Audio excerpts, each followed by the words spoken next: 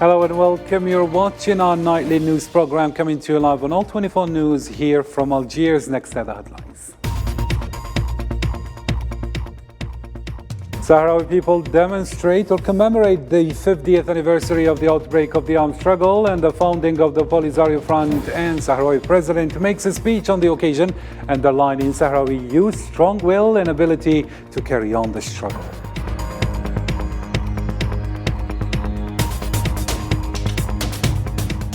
Also ahead in our news, the UN warns that the number of refugees due to the conflict in Sudan is likely to rise as the two warring parties fail to reach a ceasefire agreement.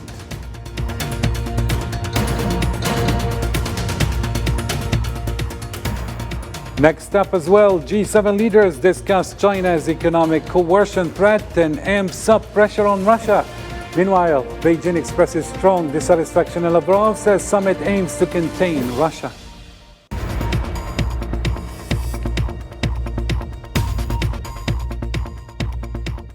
And Russian Wagner Group claims control of Bakhmut, and Kiev rejects claims, saying situation is critical and heavy fighting continues in the city.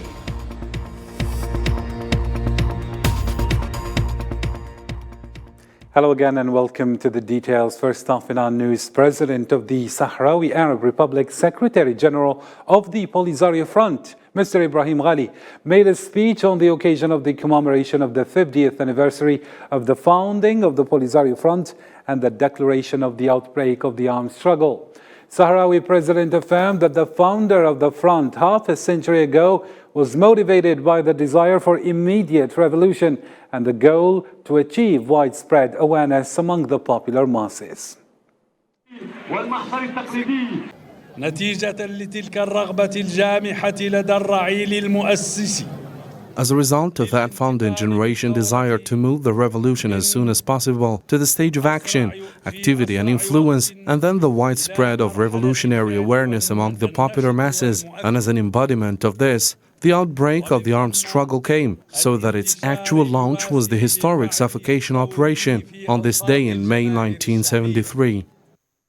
President Ghali also underlined that the Sahrawi youth had demonstrated their strong will and ability to carry on the fight, which was demonstrated in all areas of action and struggle. وقد برهن الشباب الصحراوي. The Sahrawi youth demonstrated their will and ability to ignite the struggle march and provided the most wonderful examples of awareness, responsibility, spirit of seriousness, and readiness to engage in all action and struggle sites and to assume tasks and responsibilities at various levels and in all fields. Therefore, today, after half a century of struggle and experience, we're absolutely confident that the sons and daughters of the May 20 revolution will be the best successor to the best predecessor. On the same occasion, Ghali extended his sincere thanks to friends and allies in all parts of the world who support the struggle of the Sahrawi people, noting that Sahrawis will not forget the virtue of everyone who supported their cause. نحيي وبحرارة.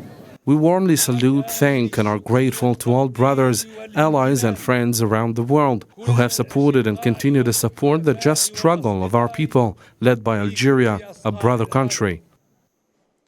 Sahrawi people are commemorating the 50th anniversary of the outbreak of the armed struggle and the founding of the Polisario Front, which for years demonstrated the strength and resistance and steadfastness in order to recover the lands from the Spanish colonizer and then the Moroccan occupier. Zara Farjani reports.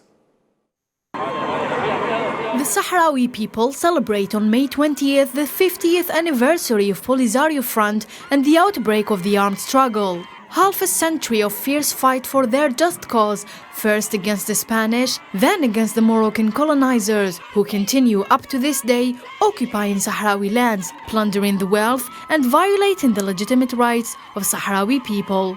Yahya Mohammed Al-Hafid Isa is one of the Sahrawi prisoners who've been suffering in Moroccan jails the most atrocious abuse for years. He was nicknamed Sahrawi Mandela for his bitter experience in Moroccan occupation prisons. Personally, I entered 7 strikes, the longest of which was 63 days. I weighed 28 kilos. I always achieved what I wanted in any strike I entered. But I had to be patient. Only death was more difficult than this strike. This double anniversary is celebrated with military parades to showcase fighting capabilities and combat readiness. It took place in the presence of Sahrawi authorities, people, and many foreign delegations and international figures, as well as friends of the Sahrawi cause and human rights defenders. It also constitutes an opportunity for the Sahrawi people to renew their oath of fighting, determined to achieve victory. 50 years mean a lot to the Sahrawi people as they commemorate this double anniversary of the founding of the Polisario and the outbreak of armed struggle, evoking stations that may seem easy as a number, but they are difficult with all their refuge, exile and dispersal, with their wars and cruelty. This anniversary coincides with the Sahrawi Just Cause gaining unprecedented international momentum, as it is now supported by the United Nations and many international bodies and community for the Sahrawi people to snatch their legitimate rights to self-determination and sovereignty. Sahrawi people remain determined and convinced that in order for them to obtain independence, their armed struggle needs to continue against the Moroccan colonizer.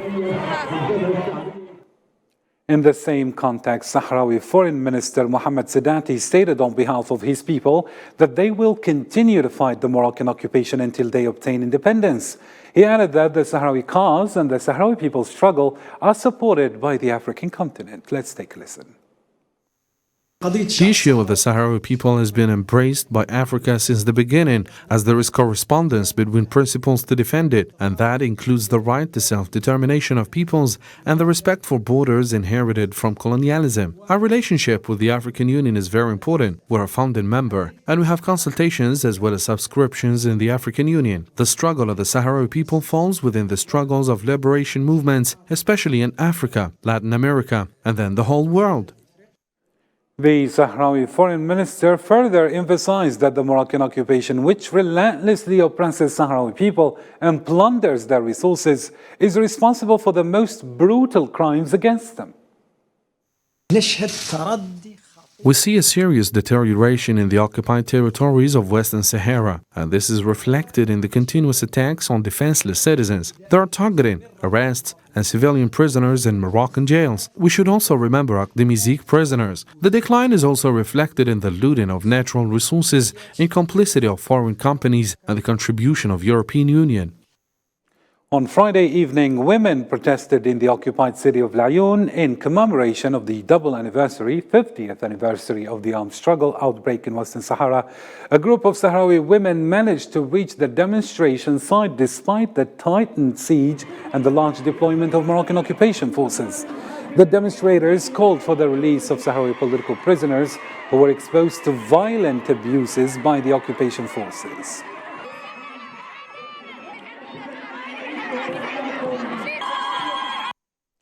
To a different story now. 3 terrorists in possession of various weapons surrendered on Friday to the military authorities in the operational sector of Borj Baji Mukhtar in the 6th Military Region, southern Algeria. According to a statement by the Algerian Ministry of Defense, the terrorists had been active in the Sahel region since 2012, and as a result of the operation, Algerian army personnel recovered quantities of weapons and ammunition.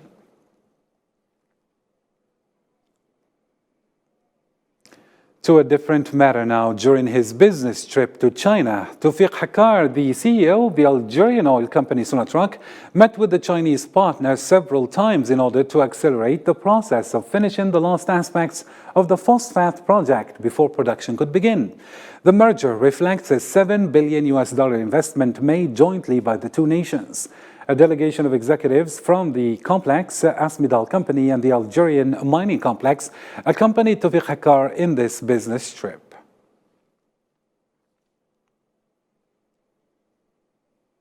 President of the Algerian Chinese Friendship Association received on Saturday Vice President of the Chinese Parliament and Chairwoman of the Association of Friendship of Chinese People with African Countries, Ms. Li Ben. The Chinese delegation included the Chinese ambassador as well as ministers and high officials. During a meeting that took place in the Palace Hotel in Algiers, the two parties discussed ways of strengthening and developing relations between the two countries and promote joint cooperation in several areas, the most important of which are economy, tourism, and culture.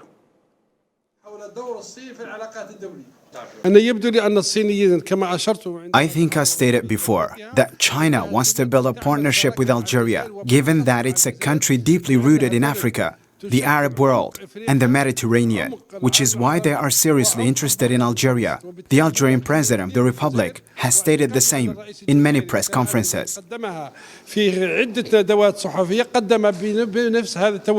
delegation has a very, very good impression for this very friendly country to China. I think we can improve a lot of, in all kinds of fields, we can work together.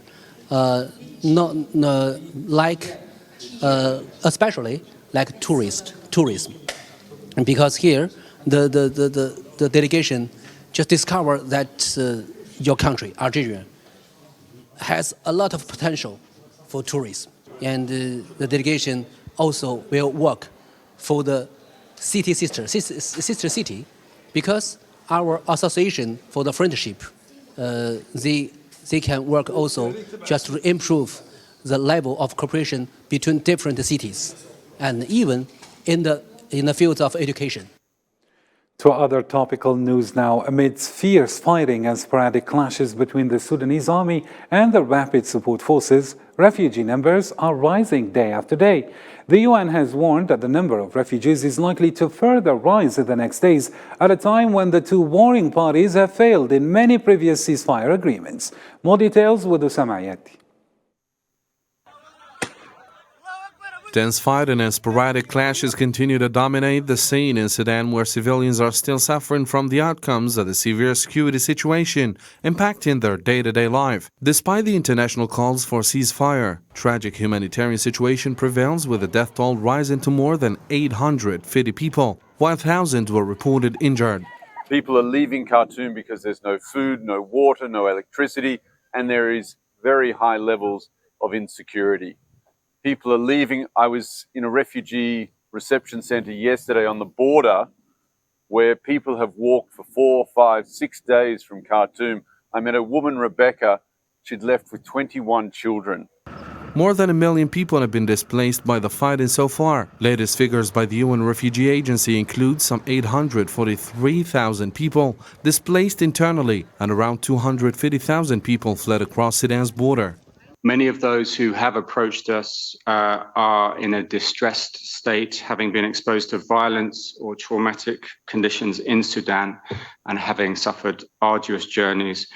Many have also lost or been separated from their family and in need of urgent medical treatment. The conflict also impacted children's lives. In fact, the UN Children's Agency reported 368,000 children have been forced from their homes, and a further 82,000 fled into neighboring states. It's estimated 190 children were killed in the first 10 days of the war, and 1,700 injured.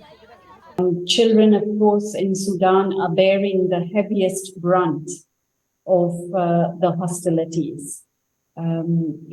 Before the conflict, children were already caught in a perfect storm of crisis on top of crisis. And what this conflict has done is that it has further aggravated the already ongoing health and nutrition crisis, the water scarcity crisis, and it's deepened the learning crisis. Displacement has not been the only issue caused by the Sudan war. Reports have shown that more than half of the Sudanese population who did not succeed to make it out of the country is in severe need for humanitarian aid. Despite the fact that the warring sides agreed last week to a statement of principles on protecting civilians and allowing aid supplies, arrangements for humanitarian corridors and agreeing a truce are still being discussed, while several previous ceasefires have failed to stop the fighting. Qatar strongly condemned the storming and vandalizing of its embassy in the Sudanese capital, Khartoum, on Saturday, amid clashes between the army and the rapid support forces. The Qatari Foreign Ministry confirmed that the embassy building was stormed by irregular armed forces. However, the embassy staff had previously been evacuated, and none of the diplomats or embassy staff were subjected to any harm. For the 8th day in a row, the Zionist occupation forces continued to close the 2 entrances to Al Mughayr village, east of Ramallah.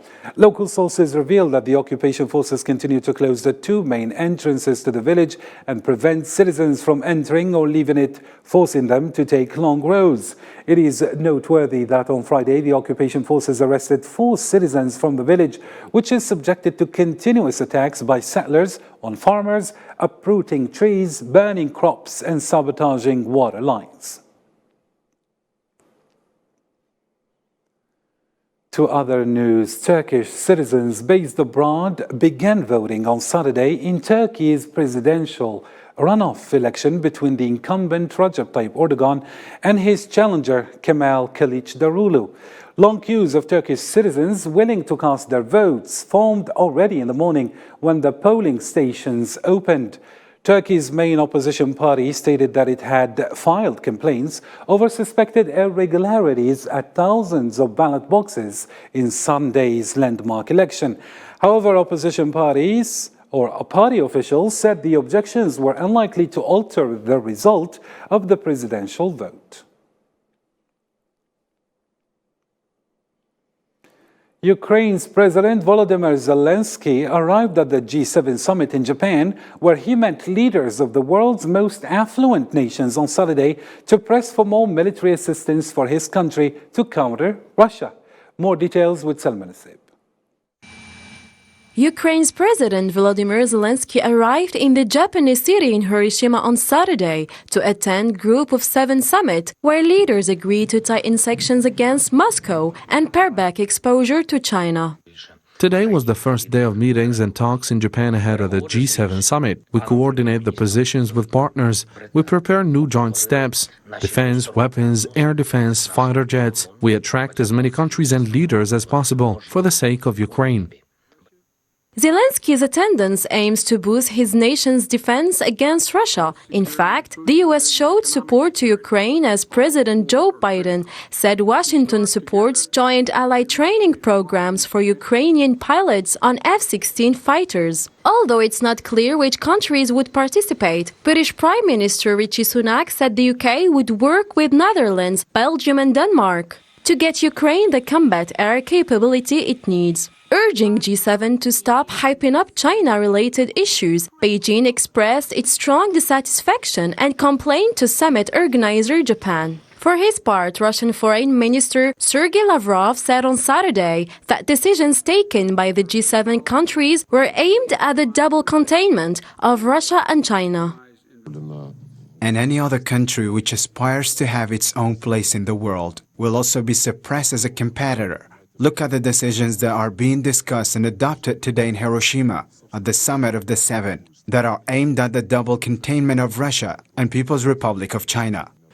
In the G7's final communiqué, leaders reaffirmed their unwavering support for Ukraine for as long as it takes to bring a comprehensive, just, and lasting peace. However, countries like Russia and China see the G7 a closed and exclusive small cycle that suppresses other countries, creating and provoking confrontation away from the right path of dialogue and cooperation.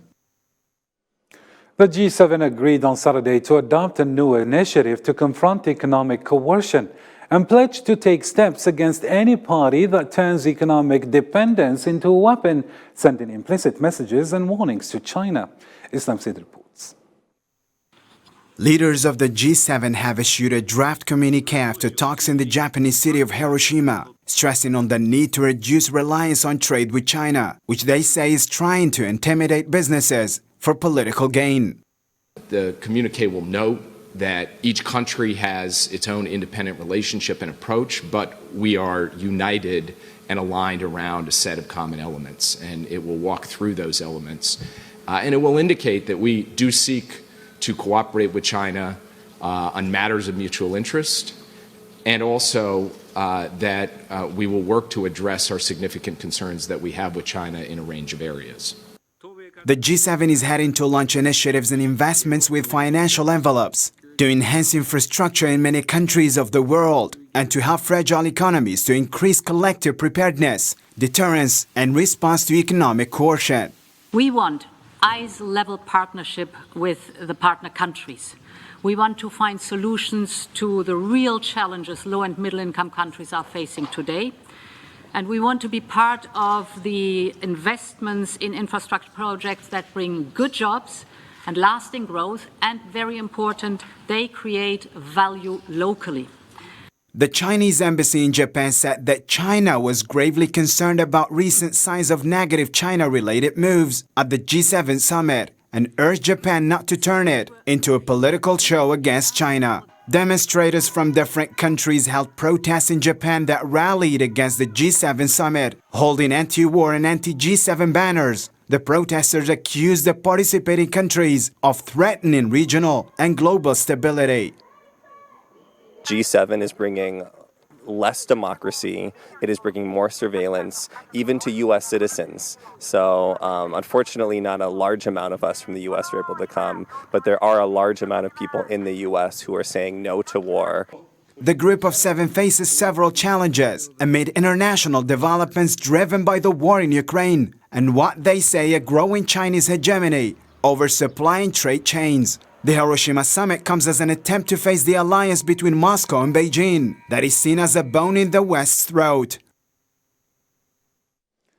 The Chinese Foreign Ministry in reaction said on Saturday that it has launched stern representation to G7 summit host Japan and other relevant parties after the group pointed fingers at China on related topics, including Hong Kong, Xinjiang and Tibet. According to a statement issued by the Foreign Ministry, despite China's serious concerns, the G7 used relevant issues to smear and attack China and brazenly interfere in the country's internal affairs, which China strongly deplores and firmly opposes, and has made serious demarches to the summit's host, Japan, and other parties concerned. The statement added that the G7 makes high-sounding claims about promoting a peaceful, stable, and prosperous world, but what it does is hindering international peace, undermining regional stability, and curbing other countries' development. Russian Wagner chief said on Saturday his fighters had taken full control of Bakhmut city. However, some military officials claimed that fighting was still going in the eastern city. Wagner forces will start leaving the city on May 15th or 25th to hand it over to the Russian army. Bakhmut has been the focus of the longest and bloodiest battle of the war in Ukraine, which is approaching its 16th month so far. On May 25, we will be withdrawing our units for rest and retain it. We have been fighting for 427 days since March 19 last year, when our fatherland needed us. We have fully captured the whole city, from the first house to the last one, so that nobody can pedantically accuse us of not capturing some later area. By 25, we will fully revision it, create the needed defensive outposts, and pass it on to the army.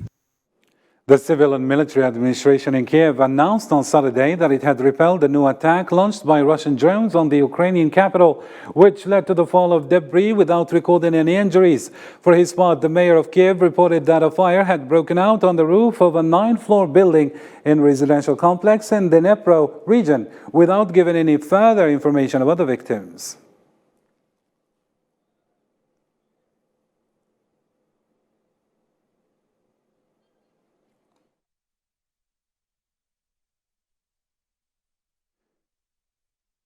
To other news now. On Saturday, tens of thousands of protesters demonstrated the Serbian capital Belgrade for the third time in weeks against what they describe as growing fears of high crime rates since the two mass shootings that killed 18 people this month.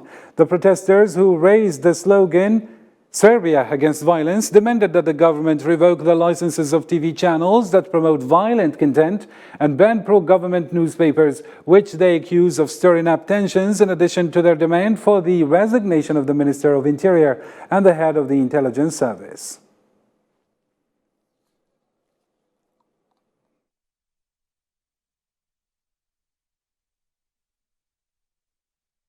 The International Book Fair, held in Al Madinah, Saudi Arabia, in its second edition, is dedicated to children to enjoy many different games that help develop and acquire innovative skills that contribute to the growing of their psychological and mental abilities.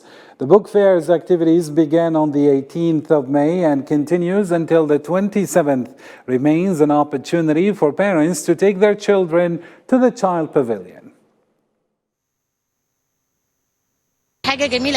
This book fair is a good initiative that helps develop the growth of our children's psychological and mental abilities, including drawing and reading. And as parents, we are doing our best to keep our children away from the use of electronics and social media. Well, the end of our program. Follow our social media platforms for more. Until next time, take care.